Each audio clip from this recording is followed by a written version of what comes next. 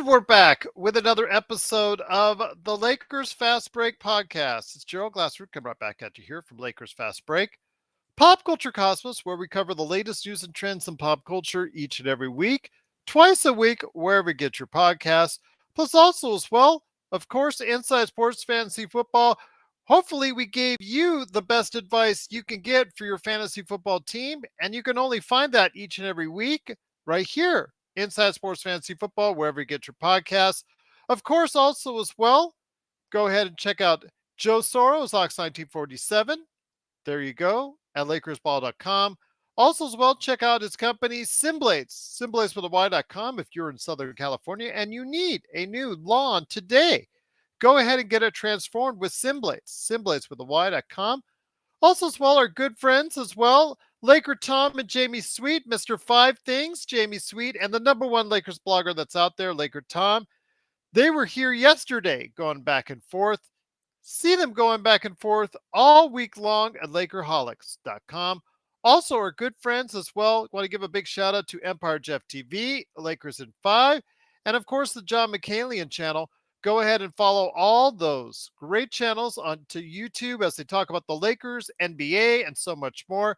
Go ahead and share them today. Get the word out on those great channels and subscribe. And speaking of subscribing, click on the little Joe. That's right, the little Joe next to Magic Man. Magic Man's not scared yet, which is a good thing. So go ahead and click him on today. There you go. And get the latest notifications on when we go live on the air. We're over 1,060 subscribers now. We truly appreciate it, but we're looking for more. So go ahead and help us out today by subscribing to us right here at the Lakers Fast Break Podcast.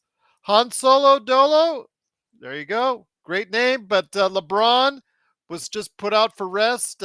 He played on Friday night, so I guess it looks like that they just wanted to go ahead and rest him. Hopefully he will play in the final exhibition season game, which is coming up on Thursday.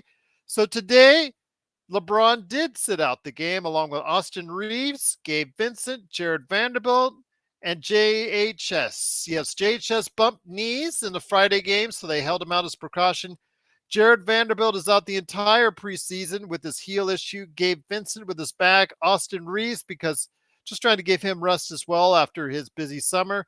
So with the Milwaukee Bucks in town, does that mean with Giannis Antetokounmpo and Damian Lillard would mean like a rout would be in hand? No, absolutely not. The first quarter was back and forth, and the Lakers actually with a strong performance from Anthony Davis with 16 points and 7 rebounds and 2 block shots, 5 assists as well.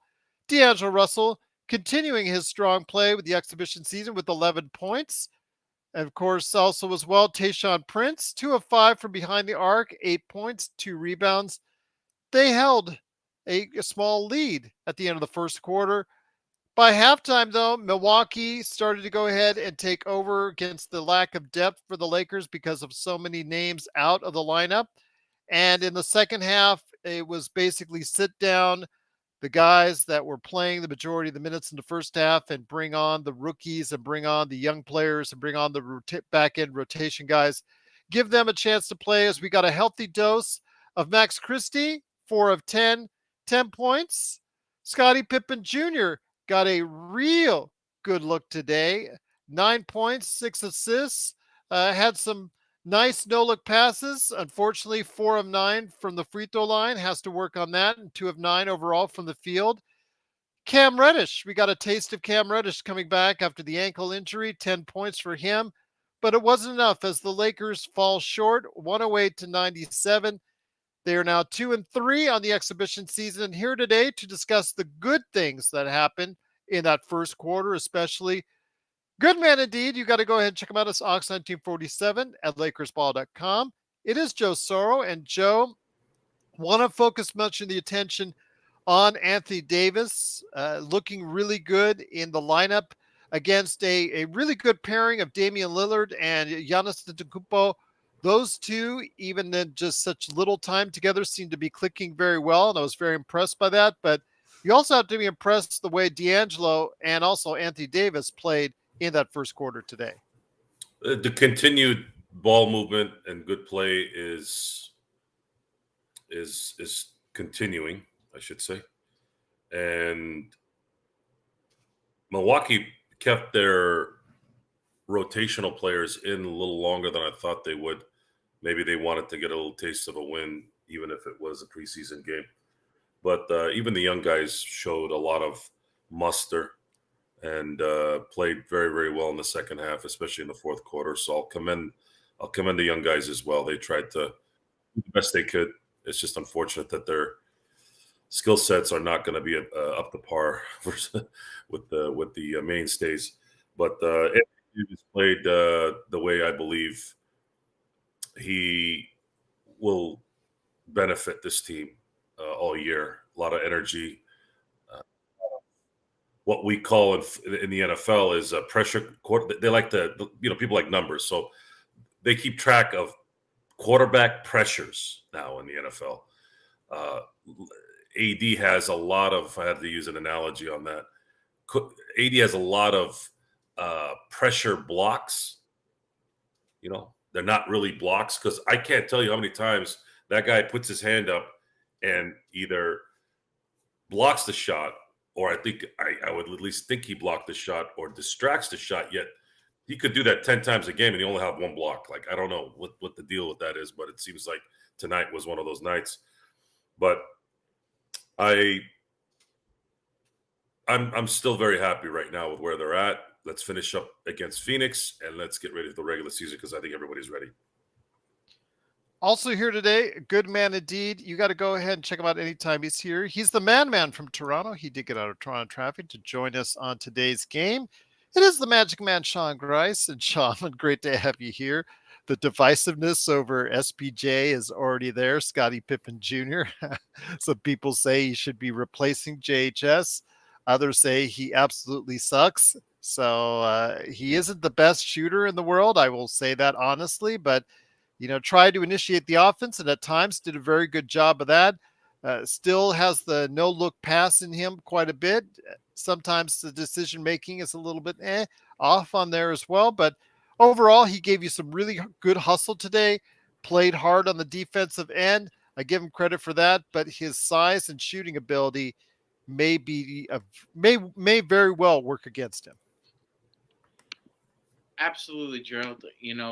That's going to be the bugaboo and the flying ointment is that if you're not making buckets, pretty much going to find yourself on the bench. Between Max Christie tonight and Scotty Pippen Jr., they were 6 of 19 from the field. Not going to get it done. And I applaud that Scotty. From the line, he was absolutely awful. He was bad from the line, 4 for 9 from the line. Look, in all honesty, Scotty Pippen Jr. plays with a lot of heart. He does. He plays with a lot of heart.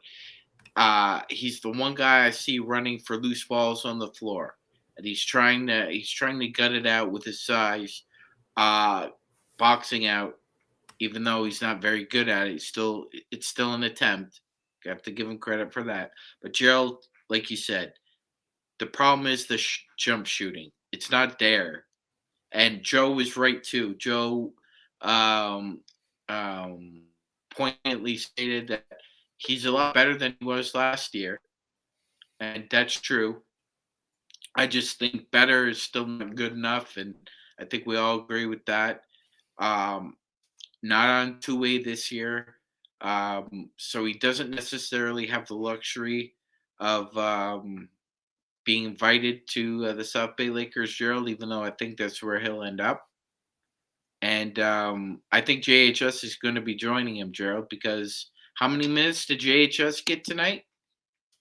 Well, he's hurt. JHS, he was hurt. Yeah. He's hurt. Yeah, he was hurt. But regardless, it's got to hurt. It means that Scotty Pippen Jr. and JHS, I think, are going to get some time together in the G League. Well, one will back up the other when it comes to point guard status. And, I'm sure SPJ will be the regular point guard there at South Bay, but JHS has to play down there. He has to be sent down there a lot because there's a lot that JHS needs to work on. Joe, you're shaking your head. Is there a reason why? The 17th pick is not supposed to be playing in the G League. Well, he's not going to get very many reps sitting on the bench at the end of the bench for the Lakers. I'll leave it at that. I don't disagree with you. I don't disagree with you at all. Yeah, but no one disagrees with you. I don't want to I don't want to sabotage this preseason game with more. With the JHS for yeah, someone, I'm not gonna do for it. someone who didn't even play in today's game. Right. And I the agree. fact that somebody banged his knee on something, I don't know what the hell that means, but play through it, dude. Come on. Bang the knees, really?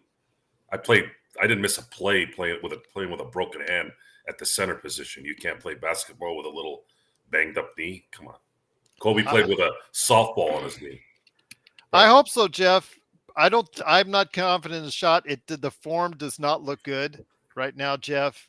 So I'm hoping he will get the opportunity to fix it, work with the coaches behind the scenes to do something, because right now it just does not look good at all.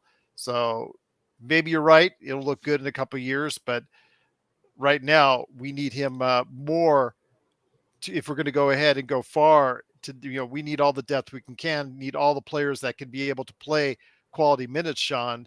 But yes, let's not have JHS hijack this show as well, because again, he didn't even play in today's game. SPJ did, showed a lot of heart, but I want to get back to the starting lineup again. Taurean Prince, really solid game again. 3-pointers, gave you 2 of 5, 40%, Mr. 40% once again. I have a feeling he's solidifying his starting status in the lineup, my friend. I agree. He 40%, like you said. I'm not sure what his percentage is over these last 4 games, but it's got to be in that ballpark. I think so, Gerald. Even though we talked about a player, honestly shouldn't lose their job to injury, looks like he's, like you said, solidifying his spot as the 5th starter. Even against the quicker, twitchy wings, I still think we've got the back line of a really strong defense with AD. So, I think it'll be touch and go at first. But, yeah, I really like Prince as a starter. It's a natural fit. And also the fact that, you've come around on that, Sean, from you don't lose your spot because of an injury all the way to now it looks kind of like it, because Vando hasn't played the entire or will not play the entire exhibition season due to that heel issue. And I think they're going to take some time getting him back into the lineup. Yeah, Gerald, makes sense, right? You prioritize durability over productivity. And Vando, when he's in there, never know what you're going to get. It's a box of chocolates with him sometimes. But it looks like with Prince, we're getting the goods, Gerald. He's hitting his open shots. He's played well defensively. So I think it'll just be I think it's a fait accompli now that he's going to be that 5th starter. And the Lakers did say that even though he's shut down for the rest of the preseason, it's unknown whether he's gonna play opening night, Gerald. I would guess, you say that everyone says these injuries linger. That'll be well over almost 3 weeks since he's last hit a basketball court. So if this is really a lingering injury, then yeah, you're going to really count on Prince even more. I really think so. I think that he's solidified a starting lineup. Joe, your thoughts on Taurean Prince? Again, pretty solid again, 40% from behind the arc. It's what you need, right? I am thoroughly amazed at how good he is. It's not just his shot making and his improved defense. It's his overall just flow in the game. When I first heard he was getting run in the starting lineup during training camp, I was really, like, that was the first thought in my head, really. And then the next thought was, is he making those shots? And he is. He's making those shots, and he's playing good defense. And it's, I guess we should give Darvin Ham some credit that he actually went into training camp letting these guys decide who wants to play, who wants to start. And it's looking like that's what it's going to be. So that's a good thing. I think that's with that. So with that being solidified, that means it does mean that the team understands who they are. They understand the roles. They understand that there's something here that's 8 months away, something that could be big. So from that standpoint, guys, you get a feel right watching the game. You just get the feel. I know the Lakers have lost 3 games here in the preseason, but preseason is not usually always about wins and losses, even though I do prefer to win just because you like to have that feeling of winning. It helps with the enthusiasm. But they've lost most of these games because they've decided to take out their players. And when the main players were in there, they had pretty good leads. In this case today, they really didn't. I mean, they had a lead at the beginning of the game, but then it kind of dwindled in the second quarter. But again, it did give me reassurance that if the Lakers were playing their starters a little bit more, just like Milwaukee did, they probably would have won this game. But their flow, their ball movement, their shot making is there already. The only problem is the rebounding is starting to become a concern. I agree. And it's not what I felt last year was the ball seemed to always bounce the other way. I don't know what the hell happened last year, but it always seemed like every time the ball bounced off that rim, it bounced right in the hands of the opponent. This time, it's not doing that. This time, it's dying right in front of the rim, and the Lakers are not boxing out in any way, and you got these little rugrats that are coming in and getting the rebound. I don't know if they're concerned about transition defense, but Darvin Ham has to work on that. He definitely has to work on that. And if he's not going to solve that problem, they better make their shots on the other end. Otherwise, they're going to find themselves being very, very frustrated. I think the first 5 to 6 minutes of the game, they already had 5 offensive rebounds, meaning Milwaukee. That's way too much. And with Bobby Portis, they're a really good offensive rebound team. So you have to keep them. You have to pay special attention to them on the boards. Well, you're going to run into any team that's going to contend for a title this year is going to have good offensive rebounders and tall players and long players, i.e. Jokic, Durant, players that are known for their length. So they're going to have to get under, just like how Philly does the what do they call it, Sean? I can't hear you. You're on mute. The tush push. The tush push. I wanted you to say it. So the tush push. Why is that so effective? Sure, Jalen Hurts squats 600 pounds, but Kelsey and the boys, they get under there. Because those guys some of them are bigger than them, right? But if you get under your opponent and your guys like Kelsey who can bench probably 400, 500 pounds, and then you got a guy who can squat 600, then you just push. Guys got to box out by pushing those tall guys out and letting the ball drop if that's how it's going to be. So that's the only negative that's been consistent during training camp. Hopefully they can fix it before the season starts, or I should say as the season is prolonged. Once again, the Lakers do unfortunately lose 108-97. Lakers are now 2-3 in the exhibition season. It's Joe Sorrell along with Magic Man Sean Grice and me, Gerald Glasser. Thanks so much for watching and listening. Want to ask you this, Sean, when it comes to the Los Angeles Lakers, we'll get into a little bit of the Milwaukee Bucks because Laker Nick wanted our opinions on that on the air to find out our thoughts on that. But when it comes to what you saw tonight, Christian Wood in the starting lineup didn't give you a whole lot. Rui, okay, 4 of 9, +1 in 17 minutes. But were you expecting something more out of Christian Wood given this time? He was going to get 23 minutes in the starting lineup tonight? Well, you would think given his play over the past couple games, yes, Gerald, I guess it's preseason. I guess it's to be expected. I will say this though, it's we really do need. Joe emphasized it perfectly. We talked about it yesterday as well, Gerald.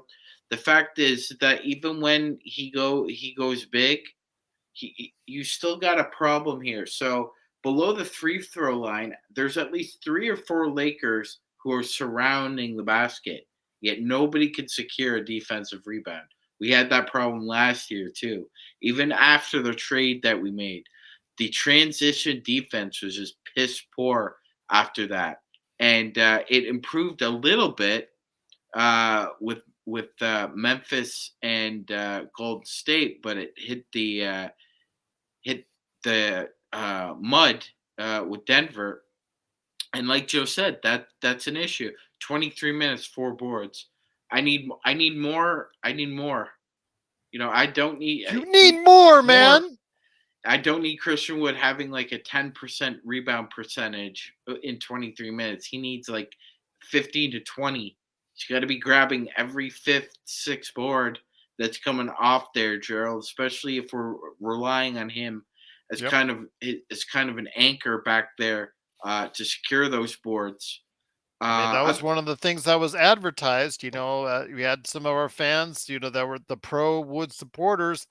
This is what he does. He gets you 10 rebounds. He gets you 17 points, when he's in the starting lineup. Blah, blah, blah, blah, blah. That's what we heard. Yeah, that's what we heard. So I really want to see him hit the boards a little harder. I mean, the shots are going to come and go. He wasn't great from beyond 3-point land today, and a lot of offensive ISO possessions, Gerald, against like really tall players. Like, it's really hard to score over Brook Lopez, even though he's 35 and has a bit of a tricky back. When he goes like this, no matter how tall you are, I don't care. It's really hard to score over him. Over the past 4 years, Brook Lopez has, I believe, you have a 36% floater percentage given up on him. So he's basically either blocking or altering all rim shots pretty much that he can handle. Other than that, it was just decent performance, though. He's just got to be better on the boards, Gerald. It's got to be better in the boards. You're right. Absolutely. Eric, great to have you here. Absolutely. Thanks so much as well for Lakers World Order. Can't thank you enough for joining us. There you go. Truly appreciate you joining us. Go ahead, Sean. And Gerald, raising your hand like you're still in Lakers History 101. Go ahead, my friend. Well, I just want to add something else. It was interesting. Adrian Griffin made it a point to actually switch and make sure Giannis was on Christian Wood. So they actually made a point of emphasis to attack Christian Wood defensively. Gee, what are the odds of that happening? That's going to happen quite a bit, so people need to get used to it. But Joe, let me ask you this, my friend. Obviously you didn't have all the pieces in place today when it comes to the Lakers, but I want to ask you this. When it comes to what you see from the Lakers in that first quarter, because that's really what you can only take it from for today's game for the most part. When it comes to the Lakers and how they played, AD looks like he's already in midseason form. You got to take a lot of encouragement from that, my friend. Yes, I do. Every start of a game seemed, in all 5 preseason games, seemed to be the Lakers coming out the gate and having a lead, having a good lead. And it feels like they've been playing for a long time together. That's a good sign right now. Where if this is the kind of effort they're going to show, then I think we're in for a treat. I think we're going to be able to solve the issues of the Christian Woods playing against big guys by maybe not playing them when there's a big lineup, playing when there's a smaller lineup. Maybe it'll be more effective that way. The beauty of this team's construction is the fact that you can adapt to any style, any size. And that's what the Lakers are going to likely do throughout the season. If you're struggling shooting, then I could say, and you're playing a smaller team, I guess you can support Darvin Ham in his 3-guard lineup. If you're playing a big team that maybe might not be as athletic, let's say, you could probably use some of the guys that might be quick to get to the basket, or even use the bigs that you have as well. I know he was a -10, but I thought Jackson Hayes played with a lot of energy tonight, had a really, really, really awesome dunk tonight. It's actually I'd say it's probably the dunk of the day. A few of those type of games in an 82-game season does help the team preserve their players. And that right there is ultimately what I would put in the title of this book of the 2023-2024 Lakers before it ends, is preservation. The LA Lakers 2023-2024, the year of preservation. If they can do that, especially when it comes to LeBron James, and allow, let's say, AD not to have to play hard minutes 82 games out of the year, at least maybe 60, and then maybe another 10 to 12 easy games maybe that he might not be playing the fourth quarter, something like that. Though those are the type of things that I'm going to be paying attention to, and the team's talent and youth will play a big part in that.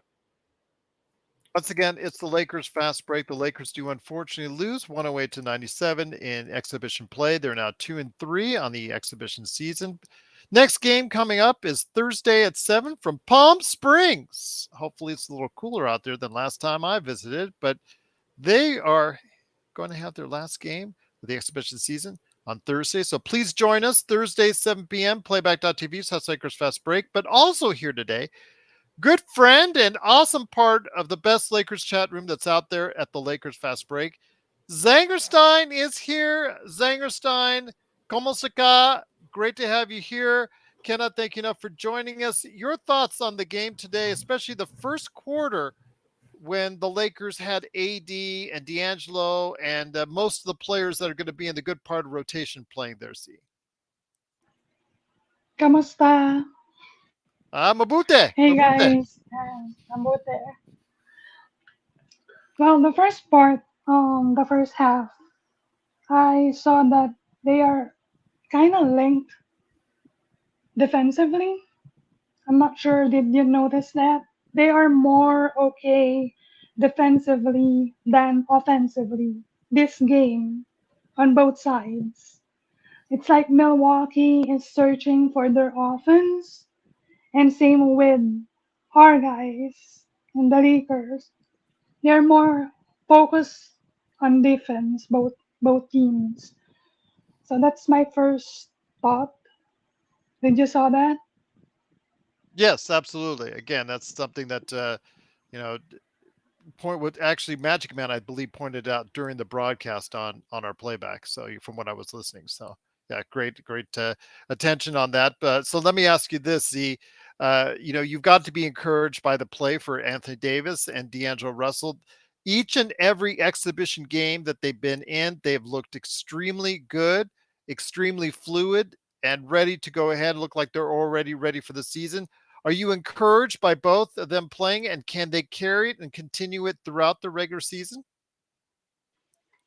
There's a reason why I told you, Gerald, that I'm not concerned with AD shooting some, I'm repeating it, some trees. Not every single play, but some. It was like when, for example, this team, if you saw it on the screen, they are all outside the 3-point line. This is a 5-out offense. This is unlike last year. I know that. It I know means that's it. that Yes. it means that AD as the center, he's playing the center. He's going to come up for a pick and roll, and the lane is always open for him because all the other guys are outside. So for me, those AD just popping on trees sometimes, it's just to keep him engaged. Because sometimes AD does want to shoot.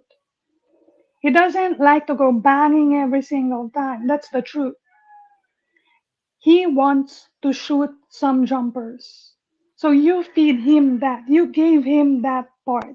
It's not as if he's gonna take 6 threes. I don't believe that. I think the highest he can get is like 3.5 per game. So if he's shooting 1 out of that 3, that's 33% still, right? Yes. Well, That's again, still 33%. So I don't want that's to. just it's just I don't want to argue on that point as far as him being outside. He was one of but two from anyway, three, but they were on only the offense, 26% from three as a team today. So Yeah, it was bad. It Yeah, was bad because the movement is bad.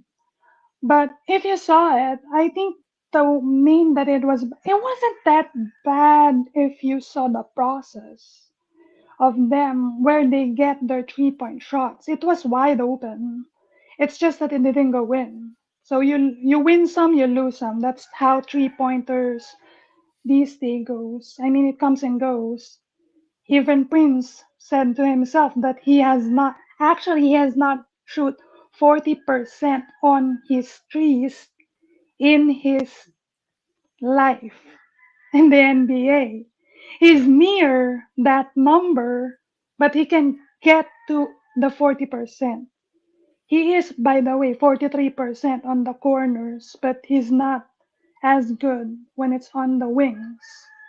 So that's his goal. But even if he, as a sniper, can't get to it, I mean, that's just it. It comes and goes in. I'm more okay with him taking the shot than not taking it. Like for Taurean, you need to take that shot if you're open, right? Well, he's Instead statistically of a just better passing shooter. it. He's statistically over the course of his Yes, I career a get much that. better I shooter. get that. I get that. But the one that you need to engage in is AD. If you're allowing him some reprieve, some to shoot some jumpers, then you're keeping him engaged. It's just like when Rondo was here. And Rondo is like D'Lo right now because D'Lo, I guess, is a better playmaker than Austin. He's better. He's a better passer and he feeds the guys. He's not like, okay, I'm just gonna hit these jumpers every single time or it's just me and AD. No, he knows which player to feed. Okay, you're not. Okay, Wood, shoot some trees right now. He's going to pass it and Wood needs to shoot it. So I think the two-man game of AD and D'Lo, I'm not worried about that. It's gonna work. Also, Absolutely.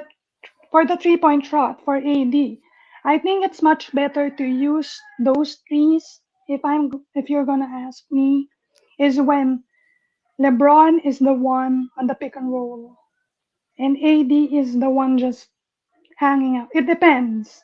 There are two plays for AD when he is not the one on pick and rolls because LeBron is can play like Draymond Green, right? Uh, So okay. yeah, he is better on the short roll. So for AD, he can be on the dunker spot, which is a 4 out, or on the 3-point line if he wants to rest. It's just for rest. Not too much, not using it too much, but still using it just for variance. I just want to see some variety of shots from AD than just him going to his play because his play it's established. It's going to be like that all the time. Oh, and by the way, for the refs, I saw this place. There are like 3 plays wherein they're using this style because AD is tall, right? So they're using the style that small players used on Shaq. If you remember this, this is where you're hipping the player, you're targeting their hip so that they can't jump that much. And that's what Brook Lopez and Giannis are doing to AD. And even Jokic did it a lot. So I hope that the refs saw it because it's a foul. Once again, the Lakers do lose, unfortunately. 108-97. Thanks again, Zangerstein. Truly appreciate you having you here. And hopefully we'll also get word on your thoughts on the WNBA Finals later up in the show. Sean, go ahead, my friend. Go, Sean, what, are you also having roosters and chickens in your background too as well? No, Or no, no, no. I was making faces at Joe because he's somewhere other than where he needs to be right now. well, he's probably monitoring to see whether or not Dave Roberts has gotten fired yet. Unfortunately, not as I, of yet. if that when that happens, we need to do a short because I think Joe will end up doing like that Irish jig that Yes. Mercer does, Pretty much. After they win a Absolutely. football game or yeah, go ahead, Gerald. Well, I wanted to ask you, though, one name we haven't talked about much tonight that did get a lot of run in today's game was Cam Reddish. The theory of Cam Reddish, the guy who was all over Twitter and are actually in our chat since December. The Lakers have got to get him. The Lakers have got to get him. Did you see that play? Did you see that play? Again, couple of very nice plays, but I think what Jamie said yesterday was probably the best and most spot on thing that I've ever heard him say about any player. And that is, you see Cam Reddish, you see the fact that, man, he looks like he could really be talented. He looks like a basketball player. And then for every great defensive play he makes against Damian Lillard, or for every awesome down the lane, change his hands, change the dribble, and make a basket he plays, you see 4 other plays that just make you scratch your head. Your thoughts on Cam Reddish's performance today? Again, a very even mix with uneven results. Yeah, couldn't have succinctly summarized it any solidly than that, Gerald. I really thought that was spot on by what it was. Jamie No, was it really was. And he was just, believe it or not, Jamie was just free flowing that. He didn't actually come up with it. That was, exactly. That's the most impressive part. Pre-show, no, it was all Jamie just shooting the breeze, but he spot on. Yeah, absolutely. And that was pointed out He's the type tonight. of player, if you saw today's game, the supporters will keep on supporting him for the plays he did right, and the guys that are against him, like myself, are going to keep on still bashing him for all the plays he did wrong. Yeah, no, exactly. It seems there's more of a polarizing nature behind Cam Reddish now than there is about Christian Wood. Gerald, 21 minutes. His shot wasn't really good. Like for the first, I would say probably 15 minutes he was out there, but the last 40% of his minutes, shot looked pretty good. I mean, I'd like to see that field goal percentage up a little bit, but 4 of 11, 2 of 5 from 3 for him. I mean, that's pretty good. Actually. That's pretty good for him. Actually, it's pretty decent. So, he had a slightly better performance in the overall in this game. You could say he had a slightly better impact than Christie did, and those would probably be the 2 guys competing for that off guard spot. So I would say it's, like you said, Gerald, with Cam Reddish, it's almost like 55-60%. What the hell are you doing out there? And then it's 35-40%. Oh yeah, okay. I can see why people are so fascinated with them. But see, a lot like SPJ in many ways. Very much so. Yeah, almost a very good analogy there, Gerald. Almost a similar narrative. Polarizing. Very polarizing. So I want to ask you this, Joe. Well, I should be asking you about Dave Roberts right about now and why isn't he still fired? But because I guess it's already brought up in the chat. But when it comes to the Lakers, they still have the depth. As you saw, they were competing with the Milwaukee Bucks for about 3 quarters. Before they let it really get away. But that's because they had the rookies in there again for an extended amount. But so far this exhibition season, I'm in agreement with you. I really like what I see out of the front 9 to 10 guys in the rotation. I really like what I see. Yeah, I'm not really paying attention to the guys that aren't doing what apparently some think they should be doing. My only concern is the 7 to 8 man rotation that this team will have of NBA caliber players, NBA rotational type players. If Max Christie doesn't come through, if Cam Reddish doesn't come through, if Jackson Hayes doesn't come through, heck, even in some cases, if for some reason Christian Wood doesn't come through, it doesn't really matter. The 6 to 7 to 8 players that I'm going to be looking at are going to be the guys that are going to make this team what it's supposed to be. And everyone knows who those are. The guys that were signed in the offseason, guys like Austin Reeves, guys like Rui Hachimura, guys like Jared Vanderbilt, Taurean Prince, Gabe Vincent, and then, of course, the rest. And those are the guys that are equipped to depend on, to play their roles, to play what I'd like to see is championship basketball. Right now, I've seen a lot of evidence that this team is focused, it's ready, and they've executed the game plan the way they're supposed to. How that turns out, game 1, game 2, and so on, we're going to find out here in about a week and a half. But so far, from what I've seen, I'm very impressed and very happy. And if there are players that come out of the woodwork and help, cool. If they don't, I don't care. I'm not going to dwell on the nonsense like we have the last couple of years. I think I'm burnt out from it. I think we got tired. I got tired of having to go into every game worrying about a malcontent who didn't know how to play team basketball, and how I kept hearing from every expert or anyone who thought that a Hall of Fame resume matters now, yapping about how this player is not what we think he is, even though every time I saw him do anything, all I saw was L, L, L, L, L. Results is what I look at. I don't care if you're a 20-time All-Star.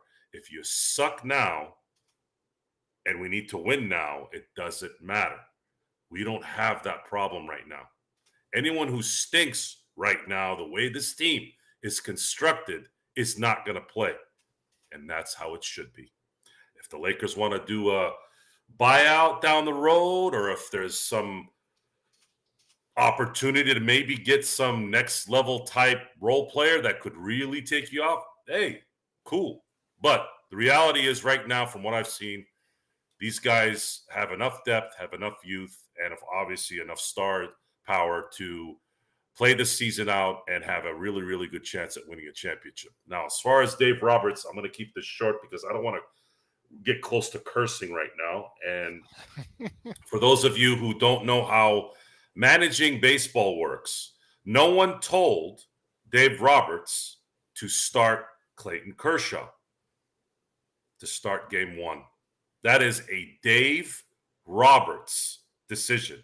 If you don't believe me, go back to 2019, Game 5 against the Washington Nationals.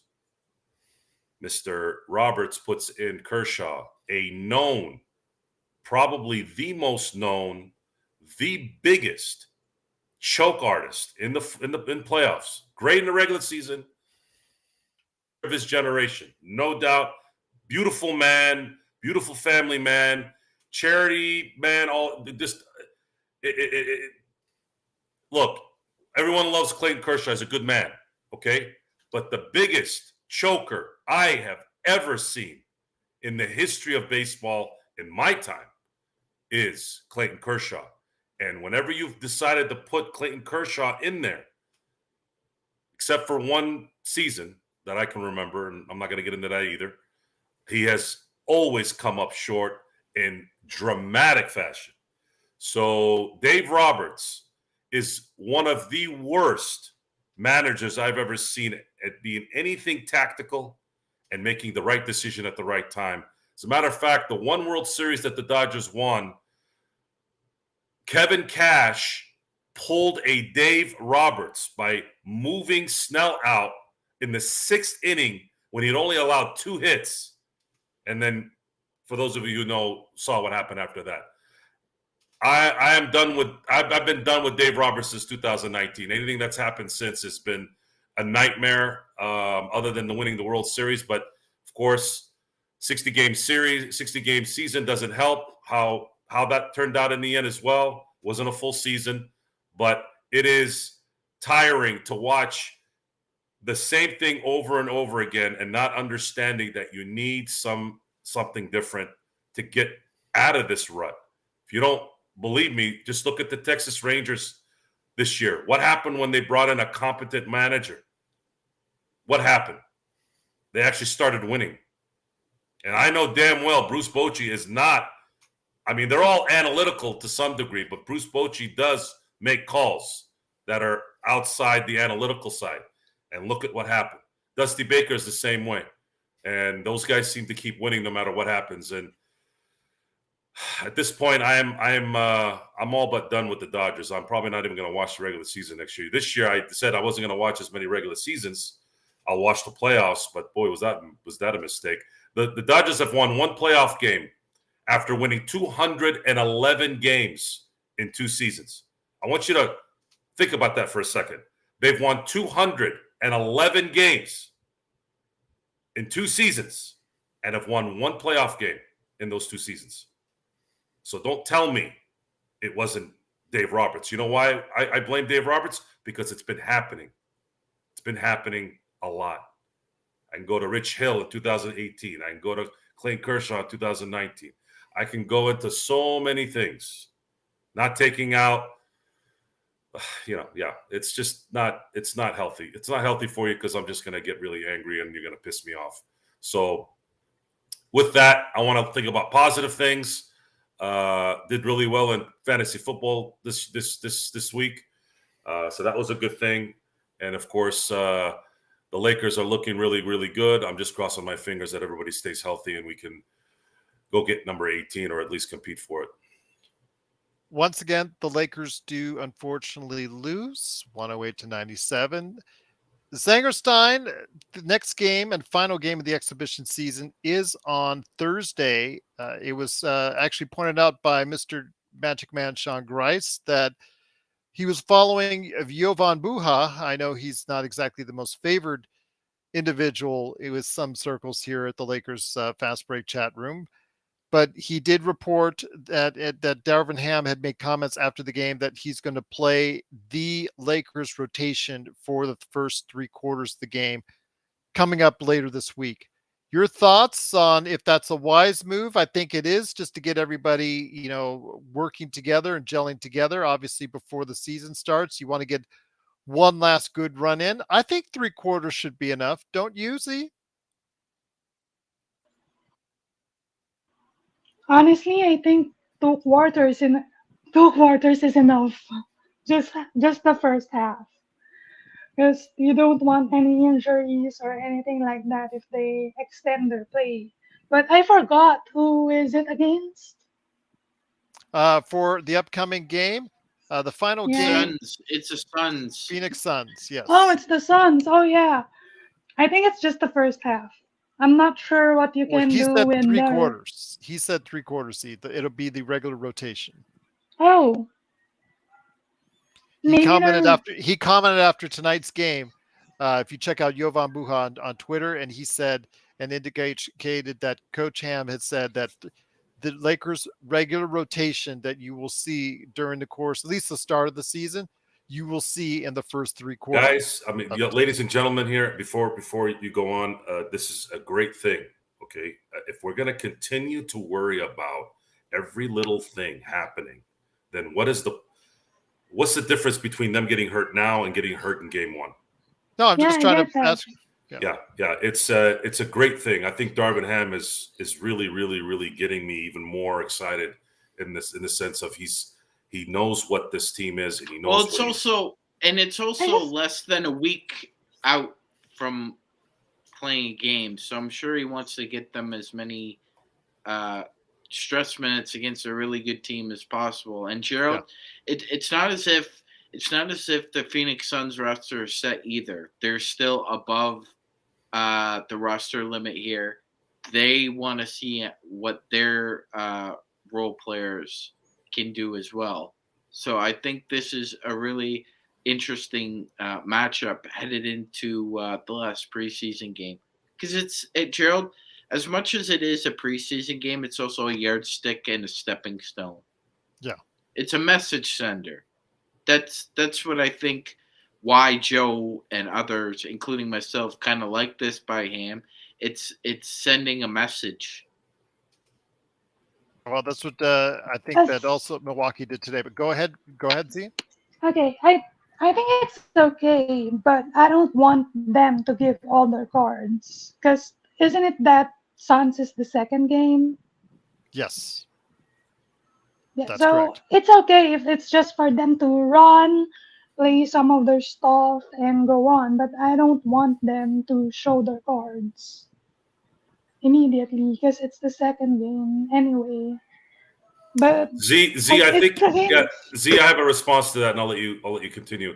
In basketball, it's not as scheme heavy as it is in, let's say, like football. Uh, Basketball is pretty simple. I don't think you really need much to know how AD and LeBron play. People know what the scheme is on their game. Now, I'm not saying it doesn't play a factor in terms of a scheme during the playoffs and how to run a pick and roll at certain times and how to set up rotations versus other teams. But I don't think we're going to get too much. I don't think we're going to give up too much in the second game of the year. I think ultimately what's going to likely happen is we're going to see how this team plays when it's tired through an 82 game season and going into the playoffs. Then you can, focus more on the fact that you don't want to give up too much. I just don't think that's going to be a problem. I think more than anything is by doing this, you set a precedent. You set a precedent that, guys, we're about to get ready to start a season where we're going to go after a championship. And I want you guys playing hard, playing well, and getting into that rhythm even before we start game one, so that when you do start, you're not trying to catch up. If you notice in the NFL, a lot of times because of the rules, it takes a minute for teams, usually a week or two, to get acclimated with the speed because they put a cap on practices during mini camp, training camp. Basically, the NFL basically tells guys when to go take a leak now. That's how bad it is.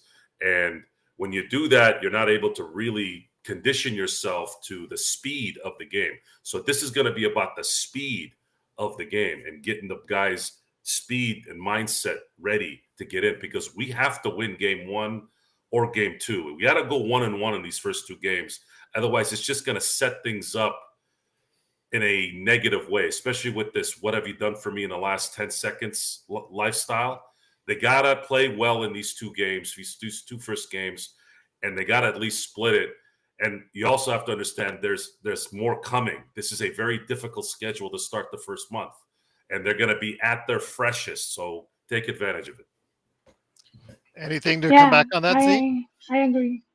I agree on that part because it's the same. I mean, everyone's playing pick and rolls anyway, so maybe I'm looking forward to how D'Lo is gonna keep on doing the some of the little defensive things that he's doing because he's been reading the defense quite better than even last year.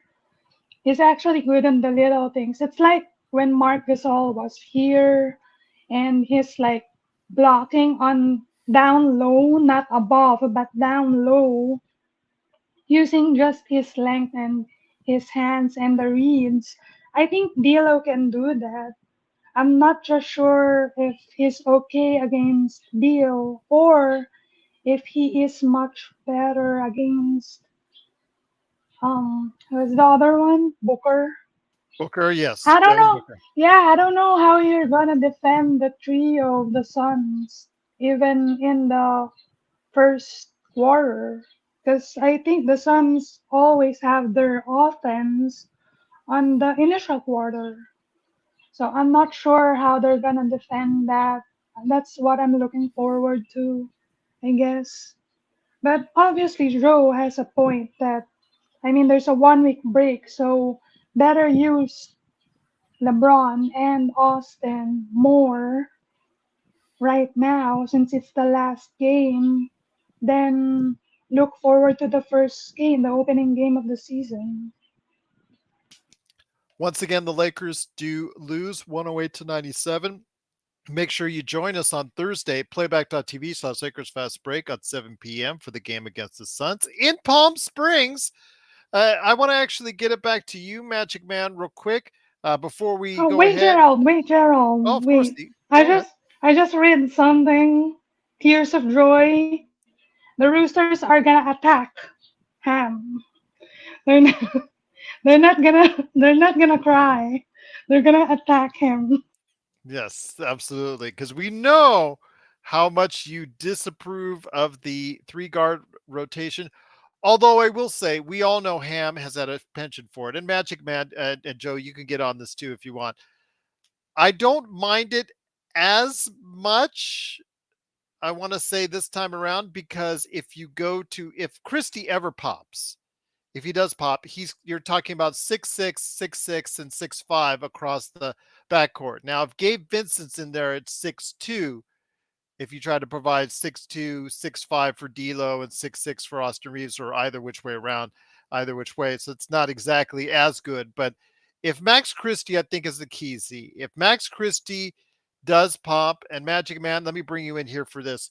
If Max Christie, who today did okay, didn't do bad, didn't do great, but he did okay. 4 of 10, 10 points, minus 11 though.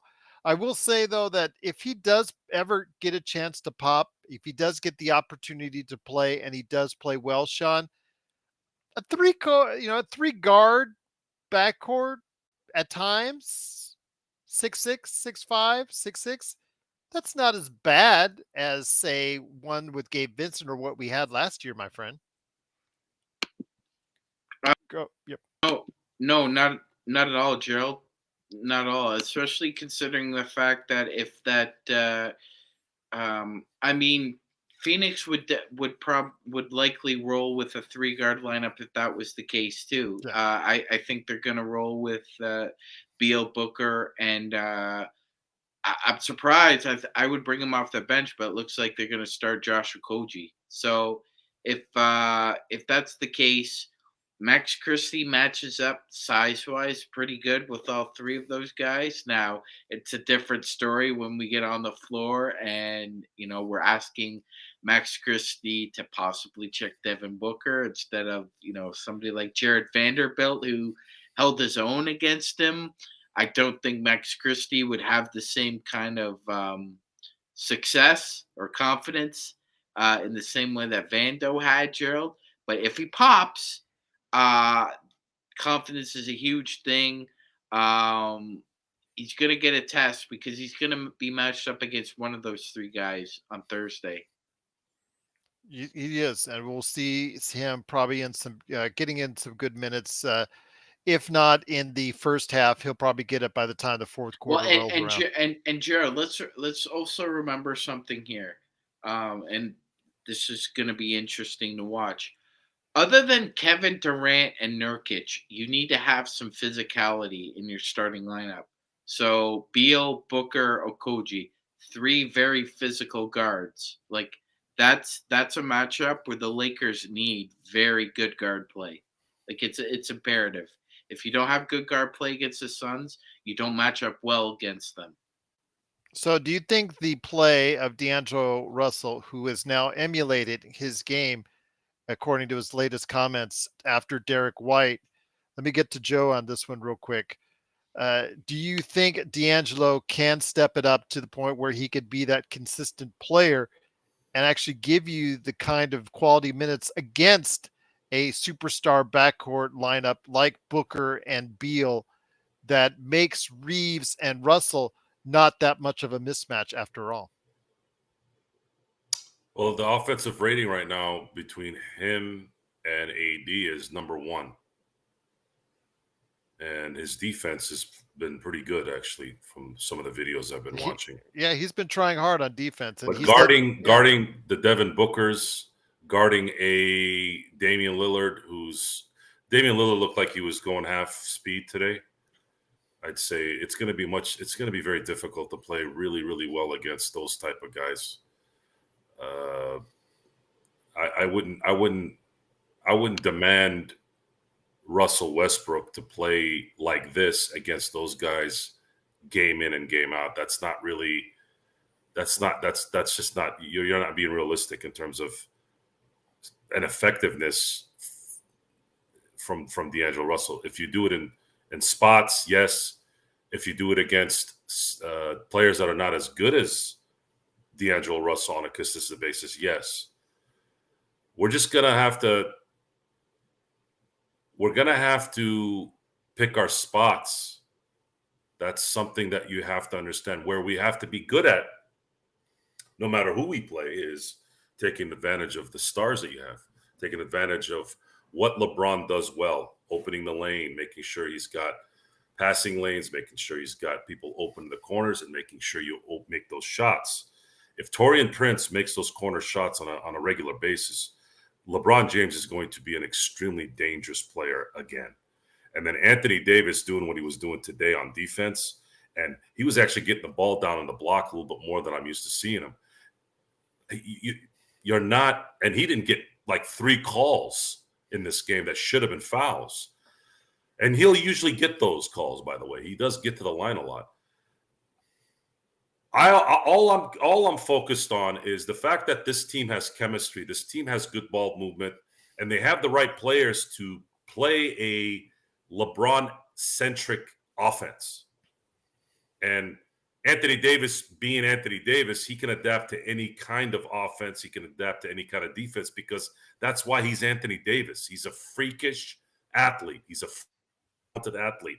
The only thing that's held him back is his aggressiveness isn't what we wish he would be. And, there's been issues with some injuries. But when he's on and he's playing, he can play any kind of offense and any kind of defense. And that's not something anyone can do in the NBA. And these guys are helping that. These role players that they've acquired and traded for and signed have shown that they look like that's what they're going to do. And we're going to find out against Denver, against Phoenix very quickly. Because if this looks like Darvin Ham is not messing around, it's probably why I'm excited. I'm excited because I'm seeing Darvin Ham do some things that I wanted him to do. Be aggressive. Don't be afraid. Play. And he's doing that. He's guiding him that way. Because I believe if that's going to be the case, I don't see how they're not going to play well. I don't see how. The only reason why they won't play well is if LeBron is out for an extended period of time or AD's out for an extended period of time. That's the bottom line. If D'Angelo gets injured and is gone for a week, we can maintain that, i.e. Gabe Vincent, right? Guys like Taurean Prince, if they're going to continue to surprise us with how good they're playing, that becomes a huge plus. And then you have Austin Reeves and Rui Hachimura. I mean, you got the depth, guys. You can adapt to those things, and it looks like they are. Just keep AD and LeBron healthy, and I think we're going to be fine. So let me ask you this. I'll bring it to you, Magic, and then Z, I want your thoughts on the WNBA Finals, and then also if you wanted any extra thoughts on the Lakers as well. But Magic Man, I want to hit you up with this question because you've been very just on top of what the chat room, the best Lakers chat room that's out there, Lakers Fast Break, both here and on our playback.tv/Lakers Fast Break. When it comes to LeBron James, I know Alan and others have said and intimated that, you know what, the team seems to play better a lot this exhibition season without LeBron. And there are reasons for that. I think LeBron is just, I don't want to say he's half-assing it, but he's going into cruise control. You can tell. You can see. I understand that he's been there at times where, like Joe said, the ball has moved freely and moved well, and he's been a part of that. But I also understand that I don't think he's giving you everything that he needs to give you at this point in time. He's just trying to get himself in enough shape that he's getting ready for the season.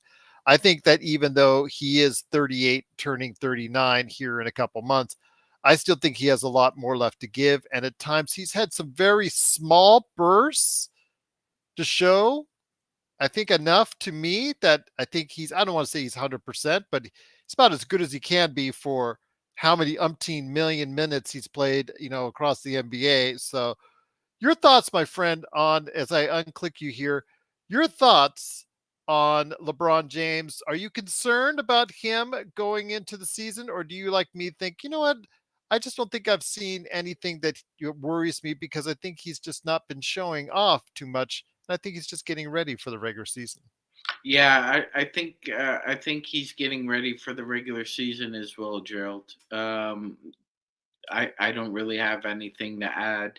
There, you're right. Because it has been a concern. I know Alan and others have talked about how I know, they're right. It has looked better without him for quite a bit. but I think that's just by design. I know he can almost make it cruise control seem like he's not given a you know what, but he's Yes. on cruise control. Yeah, 100%. And I don't like as far as as far as the team playing better with him being on the bench. It's a good thing. It's a good thing.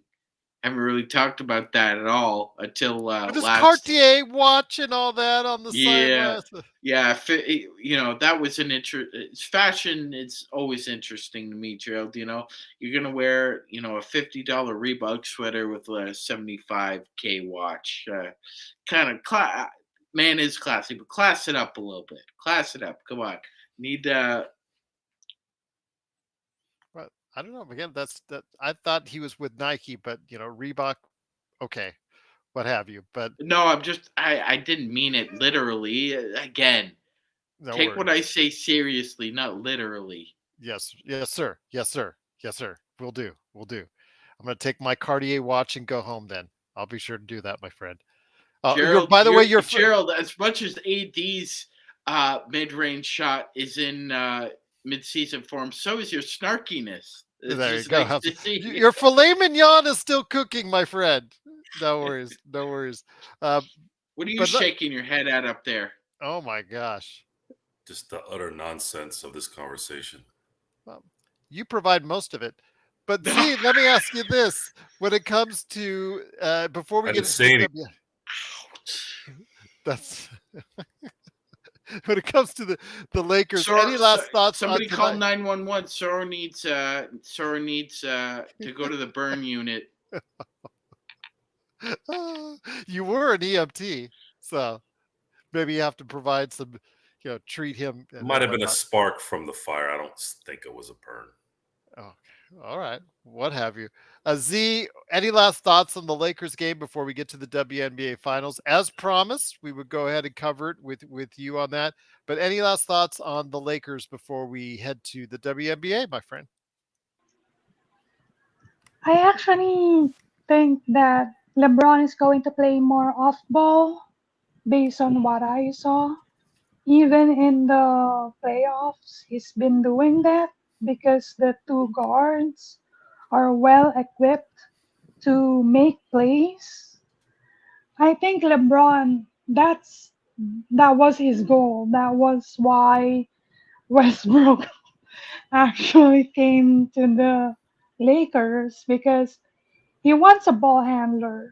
And now that he got two ball handlers, and Austin and D'Lo, I think his off-ball plays are more equipped for this team. He can play off-ball. He's a great cutter. I think that's the goal for him. But obviously, he can also make plays off the post. And because you have shooters, it's easier to make plays off ball for shooters from the post. Like, it's like an in out passing, something like that, that he doesn't have to drive. Those are the things that I saw based Obviously, on the that's two great games he perception. played.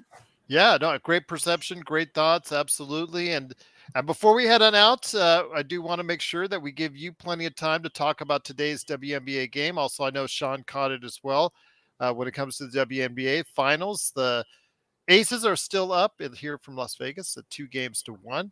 I want to hear your thoughts on what worked today for the New York Liberty as they came actually very much prepared uh, with a nice victory today over the Aces in New York. But Chelsea Gray, unfortunately for the Aces, suffered an injury in the third quarter. Your thoughts on the WNBA Finals, Z, before we head on out? Okay, my thoughts. I think because of the two blowouts by the Aces, people actually didn't see how Liberty actually was on point with their defense. Aces hit shots. That's what happened. It wasn't like the Liberty are not doing their defensive plays more. It's just that Aces hit their shots and the Liberty didn't. But today, on what I saw, it's for example, Jackie Young is missing a lot of shots. She's missing a lot. It was on, I think, for the four, like the main four, only, I think only Plum was the one hitting her shots.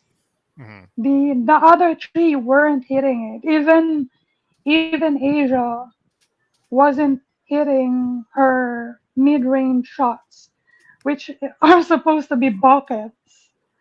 She's hitting it at a 60% clip. I think this season is like 50 plus percent. So that's bucket for her, but it wasn't going in. So sometimes it's just them hitting their shots. At the same time, I think UNESCO and Vandersloot were more active on defense, maybe because of the crowd. I mean, it's a packed crowd. Like 70, it was sold out. I think two bowls are sold out. Unfortunately, the resellers who are buying these tickets, they weren't able to resell it. Obviously, that's what happened. That's why you're seeing some empty seats. But according to the ticket sell the main ticket seller, it was sold out. Hmm. That's what happened. But Well, again, getting yeah, back to I the think game it was, itself. yeah. Also at the same time, UNESCO was hitting her shot. Yeah. Vandersloot, that's what I was missing because I watched her game for a while and I Hmm. was confused why she's not taking her shots. But Hmm. today she was more active on hitting those mid-range jumpers that she has. I think it's just them more being active. Um, and the aces weren't hitting their shots. I mean, one there are like multiple plays, maybe like four or three plays wherein Jackie was open, like wide open. It's not going in. Those are the things that I saw earlier. Well, game four is coming up here with Chelsea Gray's status still in doubt. She did unfortunately hurt her leg in the third quarter, so hopefully we can get her return, and hopefully, from my end, the Las Vegas Aces can go ahead and be able to pull it through. But Sean, game four in New York, the WNBA Finals. Getting a little bit more intense on that. Your thoughts on the WNBA Finals before we head on out, my friend? Yeah, Gerald, I was doing a lot of moving this morning from about 7 a.m. to till noon. So came home, I was kind of tired, but I did watch. Did get to see the first quarter, and I watched the last 8 minutes of the fourth. I don't really have anything to add onto what Z said, which was very spot on, astute.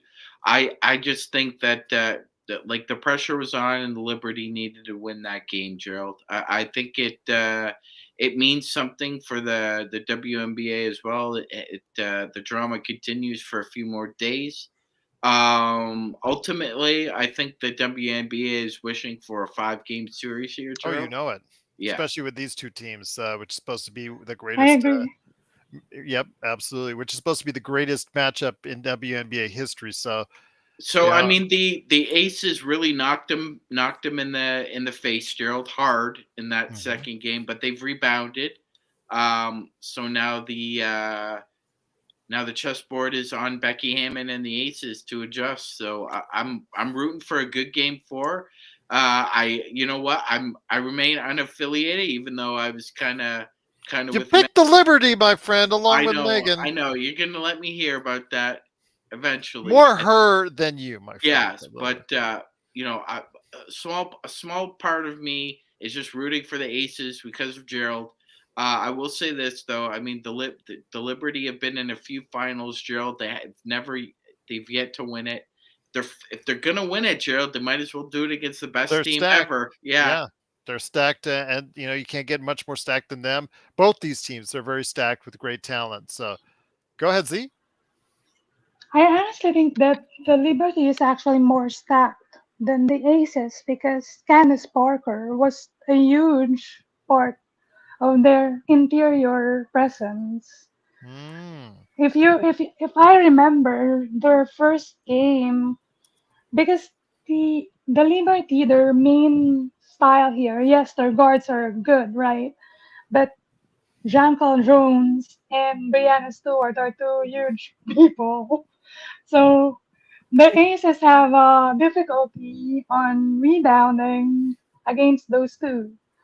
So during the first game, I think earlier in the season when they first met, I saw that Parker is actually a matchup for Jean-Claude Jones Okay. in a way, right? So when they lost her, they lost a huge part of their defense, not only their defense, but their offense because Stokes is not hitting anything at all. It was kind of wild that she hit two 3-pointers in that game too, Well, I'm going to credit. while only shooting five threes in the entire season.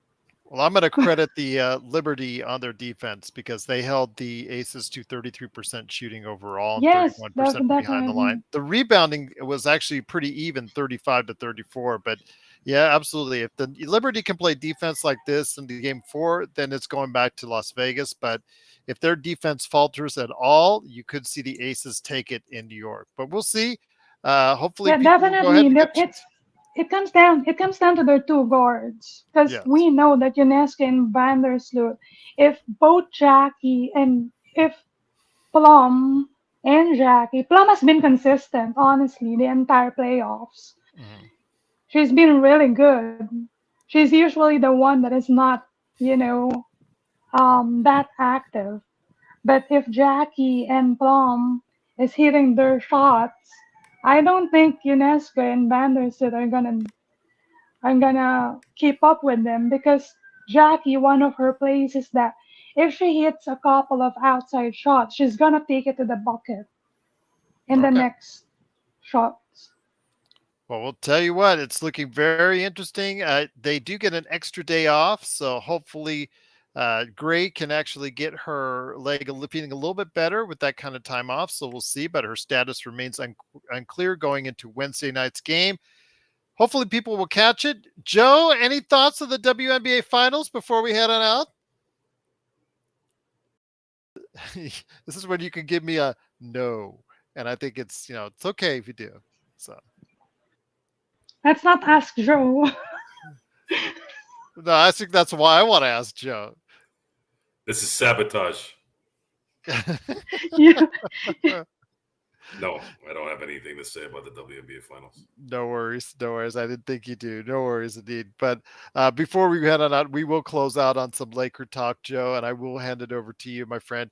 Again, your confidence is sky high when it concerns the Lakers, and I don't think that's unfounded at all. And I know that the next game is not till Thursday, and we're going to be providing shows each and every day on various subjects within the NBA and the Lakers, and hopefully we can go ahead and talk more about that, about what the 15th spot, do they leave it open? Do they invest maybe in a Kai Jones or somebody else that's out there in free agent land, or could be maybe being released here in the next few days?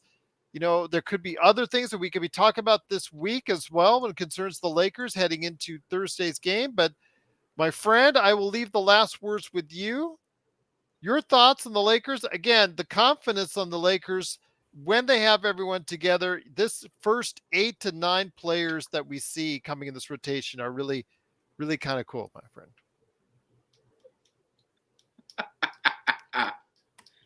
The things Joe. I notice.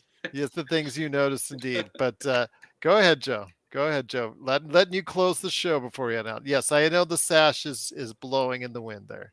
That's done on purpose, by the way. I'm trying to create an effect while we're talking.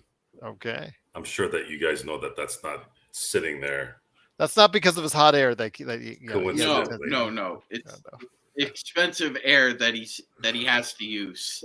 The Lakers are, I'd say, one of 5 teams that are likely going to win the title this year. And there are those same clowns that thought that the 2019-2020 Laker team wouldn't even make the playoffs.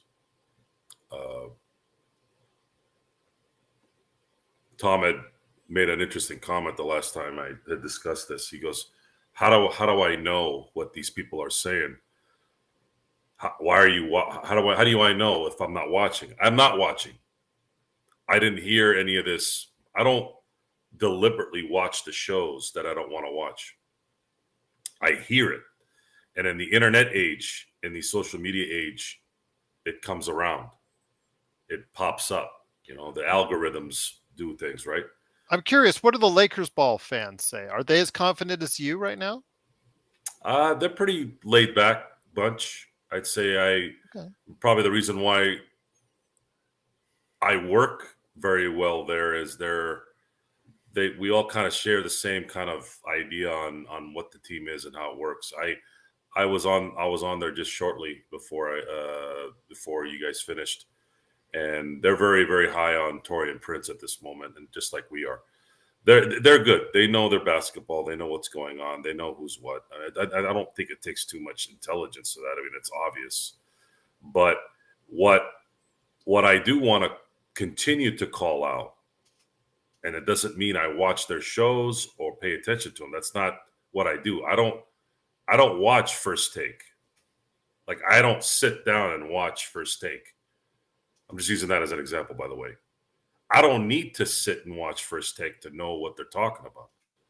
So most of these shows or these top 10s or top 100s, you don't need to watch the show anymore. The information is out there, and you can read it quick or click on it quick. So that's the advantage of having, let's say, social media. That's one of the good things about social media, and to be able to get information in different spots versus just the TV. If you had said this in the 90s, obviously it'd be a different story. But see, that's the point, guys.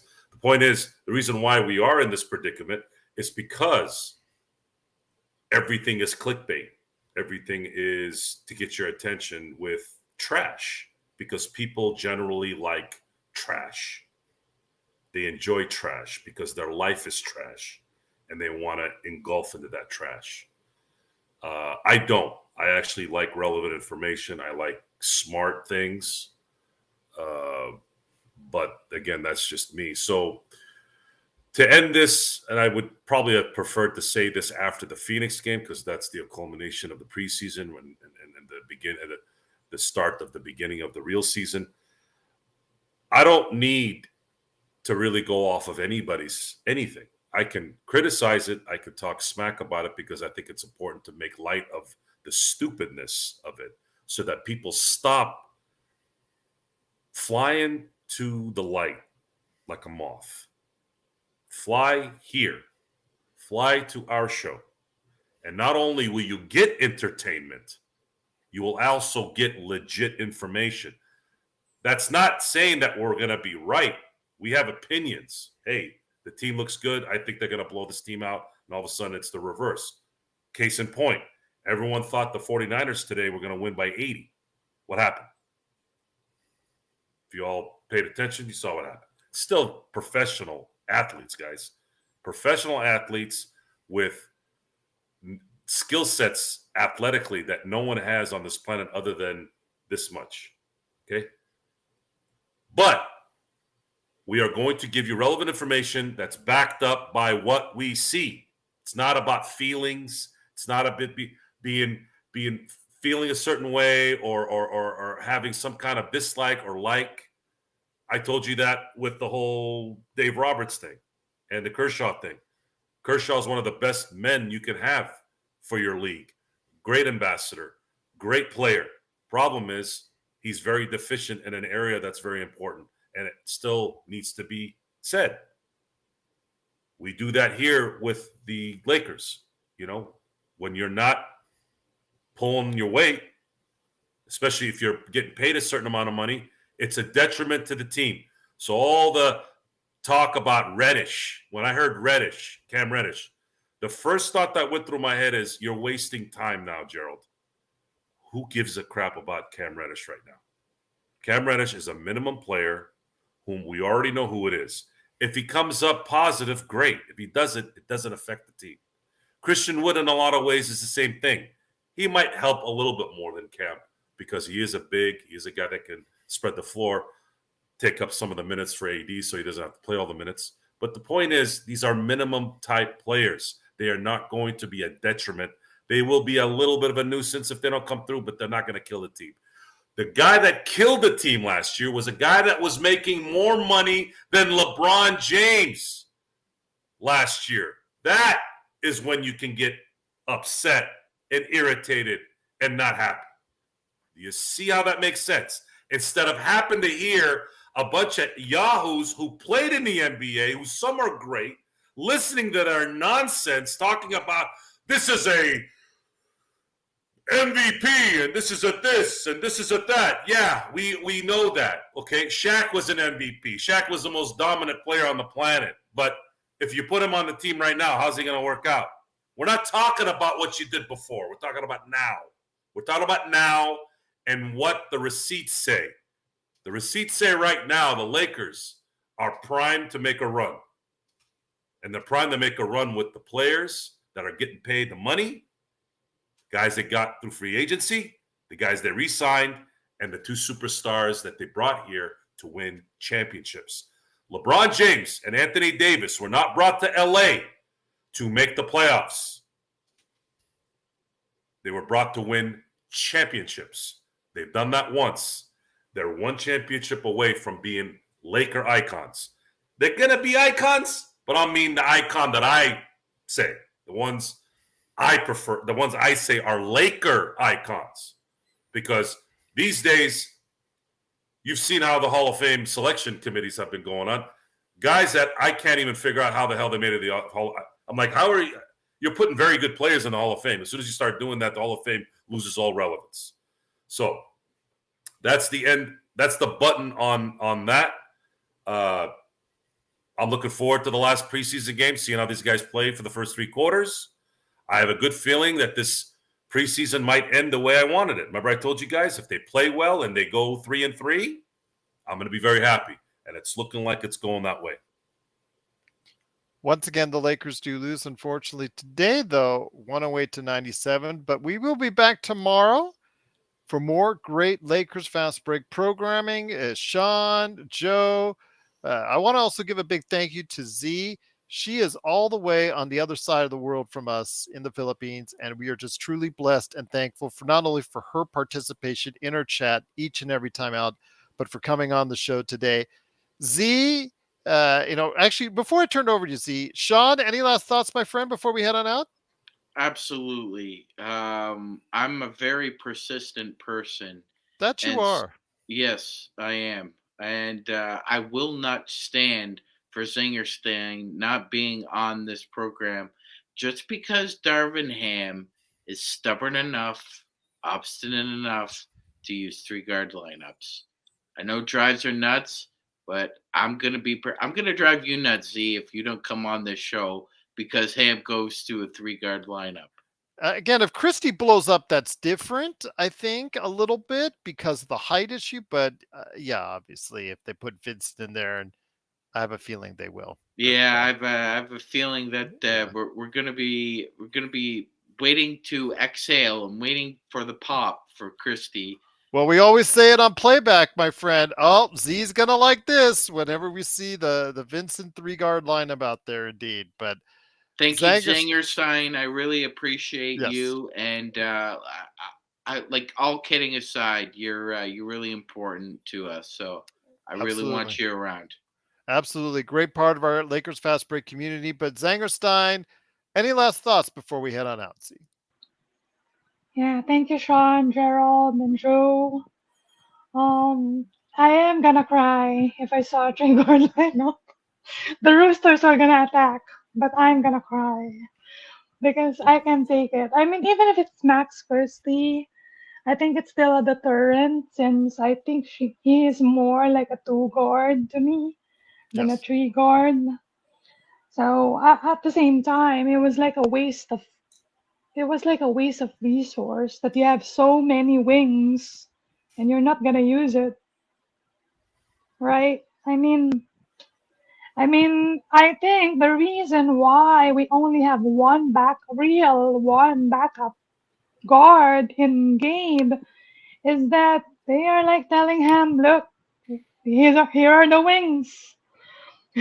because we saw what you're doing. So we're gonna cut the guards. Here are the wings for you, which we have not have for like what? I think that for years, for ages. You don't have wings for ages, and now you're gonna say that you're gonna put a D'Lo game and Austin lineup. That's questionable to me, and I think the front office should step up and question that too. That's my opinion, because that's too small. Not to mention, Gabe can't guard everyone if both D'Lo and Austin can't guard their man, especially against the likes of Phoenix or what else? Golden State. No, I think in Golden State it's actually okay because they're also small.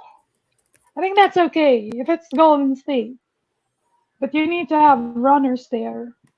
But if it's against the wing size big or the Nuggets, I mean you should use your talent. You have wings that are shooters in Rui and um Taurean.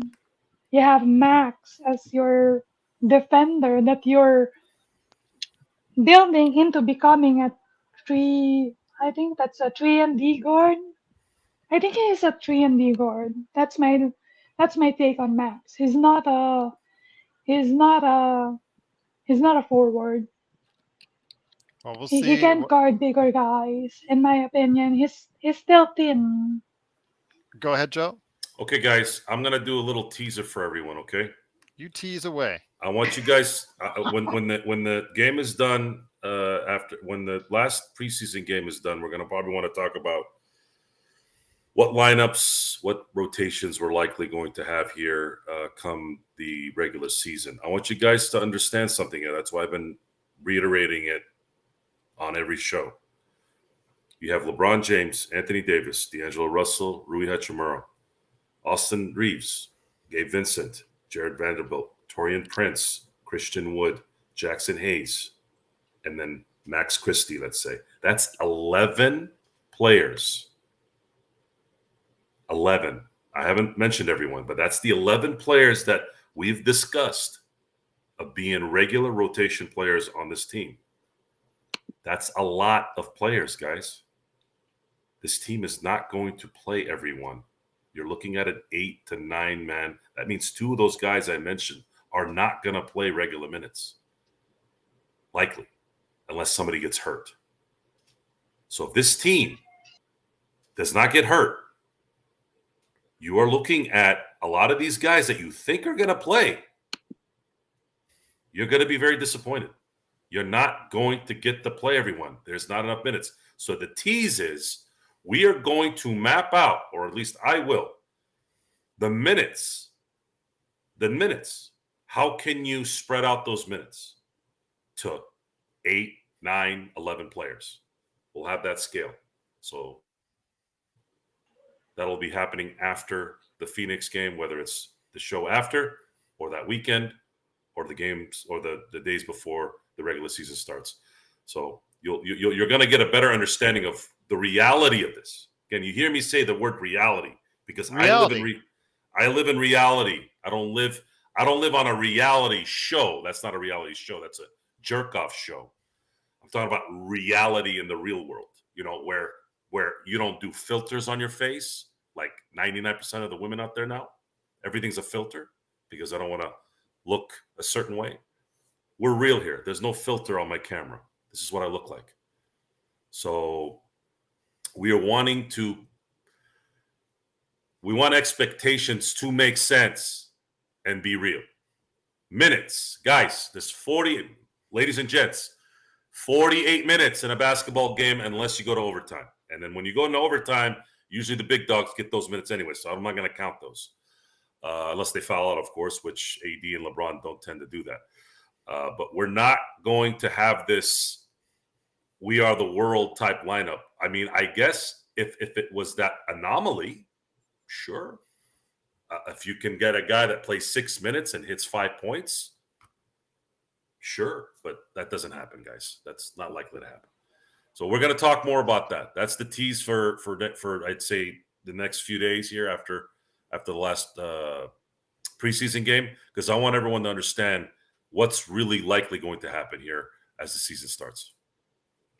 Once again, the Lakers do unfortunately lose 108-97 to fall to 2-3 in the exhibition season. But again, later this week, Thursday, they have a chance to do what Joe said and could have actually, and he did, prognosticate, looking for a 3-3 exhibition season against the Suns at 7 p.m. Pacific on Thursday. Playback.tv/Lakers Fast Break. Looking forward to that, but also as well, what we're going to do for you this week as far as providing some good quality shows, as always, and our pointed opinion on the Lakers and the NBA. So definitely going to take some time to go ahead and hit up on each. Truly appreciate Magic Man, as always, heading up our playback.tv/Lakers Fast Break coverage right there on playback.tv. Joe Soro provided always some great commentary and some munching like myself during the course of that. So cannot thank him enough to doing so. And a big shout out to Zangerstein for stopping by. She is all the way in a much, much different time zone from us, and we are truly blessed to have her a part of what we do here at the Lakers Fast Break. So for Joe Soro, Zangerstein, and Magic Man Sean Grice, it's me, Gerald Glassford. Thanks so much for watching and listening. We'll be back tomorrow. Indeed. We'll be back tomorrow to bring you more great coverage as only we can right here at the Lakers. At the Lakers. Cut off. Appreciate you joining us. Thank you so much for being part of what we do. Wait, here did at the that Lakers cut Fast off, or was that just me? Cut off. That was me. Itchy trigger finger. Good job. Ruined a whole great show with your fast. I'm not gonna go there. Thanks, guys. Thank Bye, you. Z.